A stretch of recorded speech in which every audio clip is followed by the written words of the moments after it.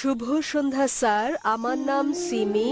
আমার প্রশ্ন, ইসলামে কেন নারীদেরকে তাদের স্বামীকে তালাক দেওয়ার অনুমতি দেয়া হয়নি? বোন প্রশ্ন করলেন যে কেন নারীদেরকে স্বামীকে তালাকের অনুমতি দেওয়া হয়নি। তালাক প্রসঙ্গে বলতে গেলে বোন বিস্তৃতভাবে আপনি তালাককে 5 ক্যাটাগরিতে ভাগ করতে পারেন।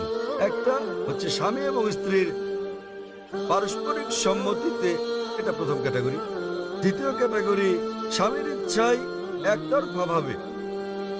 তৃতীয় ক্যাটাগরি যদি নিকাহনামায় উল্লেখ করা হয়ে থাকে, একজন নারী যখন একজন পুরুষকে বিয়ে করেন তখন যদি তিনি চুক্তির মধ্যে এটা উল্লেখ করেন, কোরআনে কর্তৃত্ব পুরুষকে কেন দেওয়া হয়েছে এ ব্যাপারে আমি পরে আলোচনা করব। তবে নিকাহনামায় যেহেতু বিয়ে হচ্ছে একটা বৈবাহিক চুক্তি, একজন নারী যে কোনো শর্ত জুড়ে দিতে পারেন, এ ব্যাপারে নিষেধ নেই কোরআনে।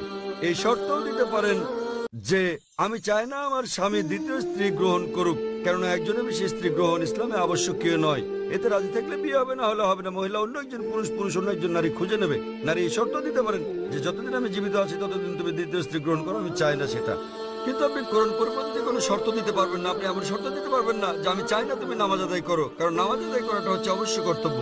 আপনি এমন শর্ত দিতে পারেন না যে ঐচ্ছিক। অনুরূপভাবে নারী এমন শর্ত দিতে পারেন যে আমার একতরফা তালাক দেওয়ার এখতিয়ার থাকবে। একে বলে তালাকে তাবীজ অথবা ইসমা। তৃতীয় ক্যাটাগরি। চতুর্থ ক্যাটাগরি হচ্ছে তিনি শর্তের মধ্যে উল্লেখ করেন নাই, কিন্তু এখন তিনি তালাক চান। এক্ষেত্রে তিনি স্বামীকে তালাকের জন্য অনুরোধ করতে পারেন, আমি তোমার সঙ্গে থাকতে চাই না। স্বামীর কাছে তালাকের অনুরোধ জানালে একে বলে খুলা। এবং পঞ্চম ক্যাটাগরি, যদি স্বামী রাজি না হয়, স্বামী তার সঙ্গে দুর্ব্যবহার করে, সেক্ষেত্রে তিনি কাজীর কাছে যেতে পারেন, বিচারকের কাছে যেতে পারেন এবং তিনি নিকাহে ফাস্ক বা বিবাহ বাতিল করতে পারেন। স্বামী খারাপ ব্যবহার করলে, স্ত্রীর অধিকার না দিলে তিনি বিচারকের কাছে যেতে পারবেন, বিবাহ বাতিল করতে পারবেন। তাহলে একজন মহিলাও তালাক দিতে পারেন। তবে স্বাভাবিক পরিস্থিতিতে পুরুষদেরই এই ক্ষমতা দেওয়া হয়েছে। কেন? কারণ বিয়ের সময় যে ব্যক্তি ক্ষতিগ্রস্ত হয় তিনি পুরুষ, নারী নন। নারী লাভবান। যদি আপনি আমার কথা শুনে থাকেন, গত শনিবারে ইসলামে নারীর অধিকার, অধীনতা না সুরক্ষা এ ব্যাপারে আমি সেখানে বলেছি যে বিয়ের সময় নারীদের প্রাপ্তিযোগ ঘটে। কোরআনে বলা হয়েছে সূরা নিসা অধ্যায় 4 আয়াত নম্বর 4 যে নারীদেরকে দিয়ে দাও বিবাহের সময় বৈবাহিক পুরস্কার, মোহর।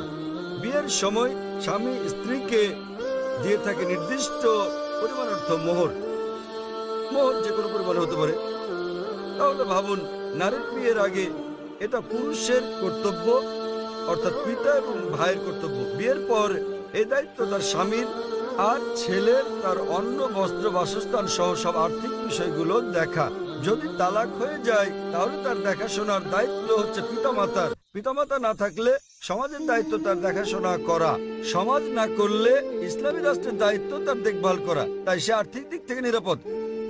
যদি তালাক হয়ে যায়, পুরুষ তালাক দেয়, তো তার মোহর লস। কিন্তু নারীর প্রাপ্তিযোগ আছে।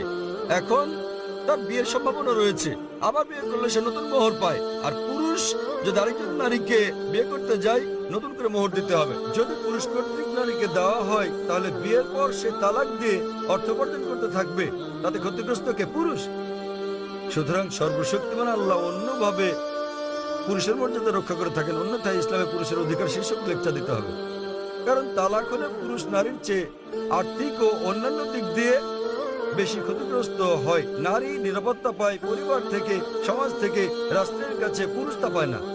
তাই এইসব কারণে আল্লাহ সর্বশক্তিমান ঈশ্বর পুরুষকে নিরাপত্তা দিয়েছেন। তথাপিও নারী চাইলে বৈবাহিক চুক্তিতে উল্লেখ করলে সে নিজেও তালাক দিতে পারবে, অথবা সে তালাক দেওয়ার জন্য স্বামীকে অনুরোধ করতে পারে, যাকে বলে খুলা। অথবা স্বামী খারাপ ব্যবহার করলে বিচারকের কাছে যেতে পারে এবং বিবাহ বাতিল করে দিতে পারে, যাকে বলে নিকাহে ফাস্ক। আশা করি উত্তরটা পেয়েছেন। জি, আপনাকে ধন্যবাদ।